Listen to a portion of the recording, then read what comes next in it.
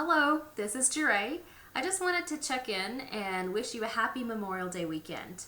And as you're taking time to hang out as a family, in the spirit of remembering Memorial Day, I encourage you to get out the photo albums, get out the letters, get out the journals, and just make a mess.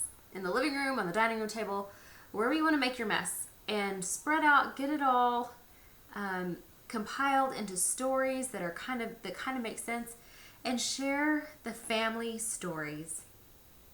I got the opportunity to visit with one of my aunts this weekend, or I guess this past week. I have two left, and she was able to really cast some light on my grandma who passed away when I was 8. And I don't have a whole lot of memories from her, but I do remember that she was so loving. And she was a fierce defender of her grandchildren. If anybody did anything to her grandchild, any of them, and she had so many, she was going to take care of it. And so learning about my grandmother, I understood from my aunt's perspective why she was that way. And it gave me a whole new respect for her, insight as to why my mom loved and mothered the way that she did. She stressed family and connection, and she made sure that we went to family reunions and that I knew who all 16 of my aunts and uncles were and my cousins, and that was really important to her. And so sharing these family stories is really important in connecting your children to the family so that they know that they belong, they have a place. And when you share these stories, you reconnect too. You connect to your ancestors, you connect to your children, because I want you to go in and share stories with your children of when they were children. Even though you may think, well, they're living the life, right? They are in their childhood or their teenage years.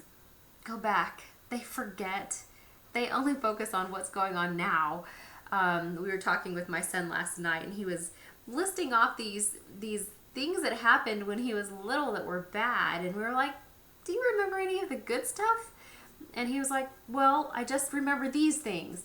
And I was heartbroken because he had such a good childhood and we had so much fun with him together, but he doesn't remember a lot of the things that we did.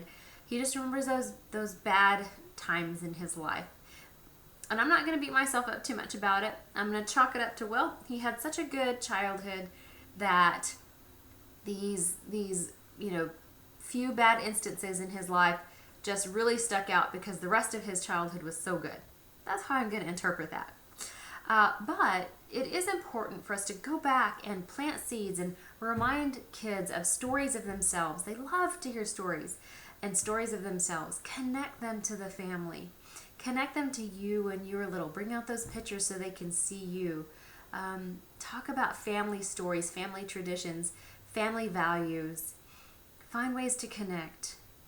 Okay? Think you can do it? I know you can. I look forward to doing it this weekend. We're going to have to carve out some time because we're busy, but that's okay. It's important to me. And on this Memorial Day weekend, we're going to remember. We're going to remember those who came before us, who served us, who loved us most, our family. All right. Good luck. We'll see you soon. Bye-bye.